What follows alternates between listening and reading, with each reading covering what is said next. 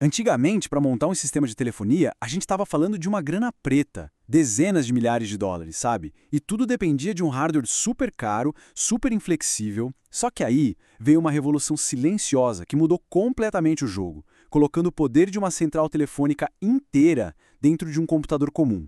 Vamos dar uma olhada em como isso aconteceu. Para desvendar essa revolução, a gente vai conhecer 3 das ferramentas open source mais poderosas do mundo. E cada uma delas tem assim uma personalidade e um propósito bem único.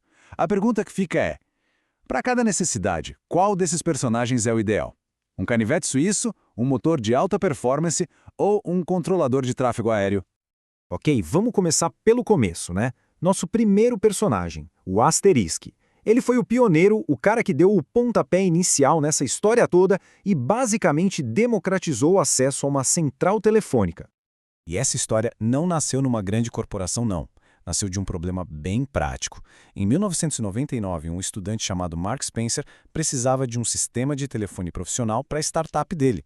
O problema? As cotações passavam de 50 mil dólares. A solução dele foi genial. Quer saber? Eu mesmo vou construir.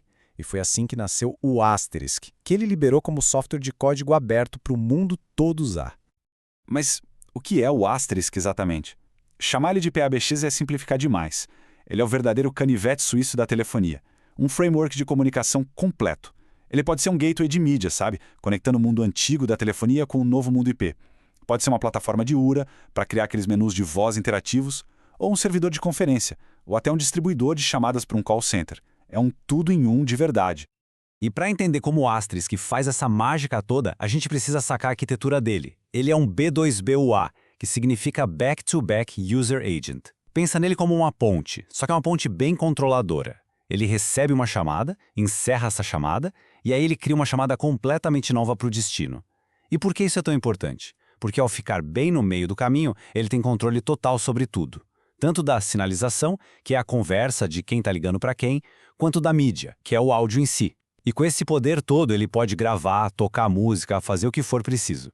Bom, a história não para por aí. Ela evolui. E é aí que entra o nosso próximo personagem, o FreeSwitch.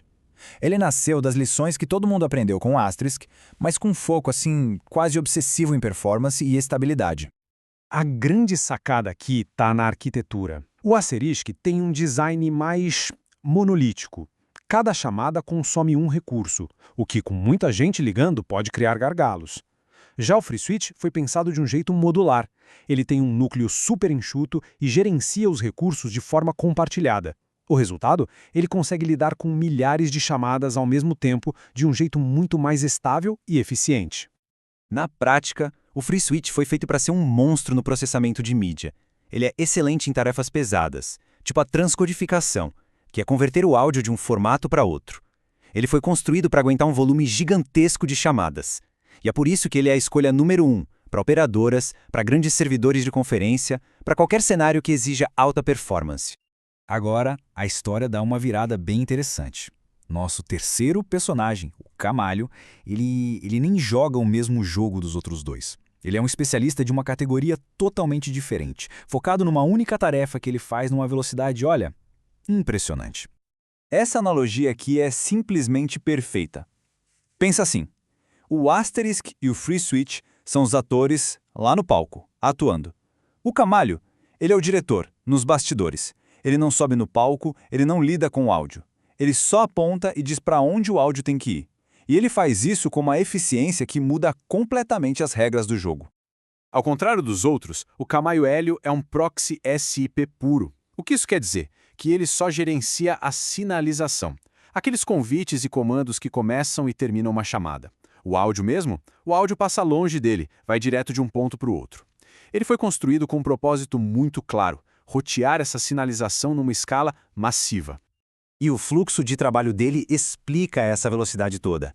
Ele recebe um sinal para iniciar uma chamada. Em microsegundos ele decide para onde mandar. E, pronto, encaminha. O áudio, que é a parte pesada do processo, nem passa por ele. Ao evitar o trabalho de processar mídia, ele se concentra 100% na velocidade do roteamento.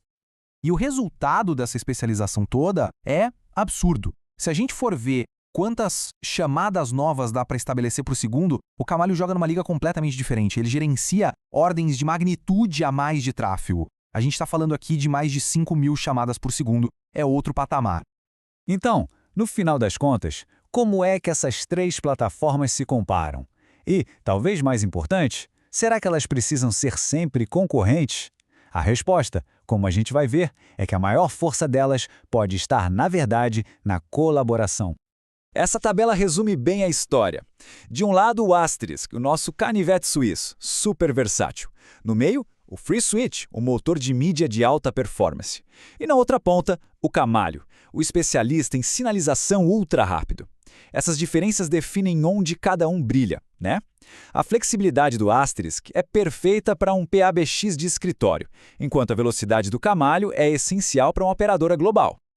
Só que o mais legal é que, nas maiores implementações de VoIP do mundo, essas plataformas não são vistas como concorrentes. Elas são aliadas. Elas são combinadas para criar sistemas que são incrivelmente poderosos e escaláveis.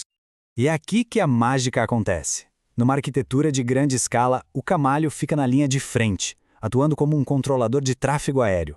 Ele cuida da segurança e distribui as chamadas de forma inteligente para uma fazenda de servidores de mídia. E quem são esses servidores? Os nossos cavalos de batalha, o Asterisk ou o FreeSwitch, que vão lá e processam o áudio de fato. Então vamos amarrar tudo isso. Com base no que a gente viu, como é que se escolhe a ferramenta certa para cada trabalho? A grande lição aqui é pensar nesses arquétipos, nesses personagens. Um PABX para uma empresa pequena precisa da versatilidade do canivete suíço. O serviço de conferência gigante precisa da potência do mestre da mídia.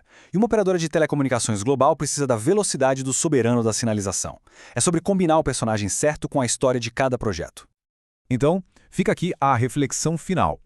A pergunta certa a se fazer não é qual deles é o melhor, e sim de quais habilidades, de qual desses personagens o meu projeto precisa para ter sucesso. Entender a identidade de cada uma dessas ferramentas, esse é o verdadeiro segredo para criar soluções de comunicação mais poderosas, mais escaláveis e muito mais eficientes.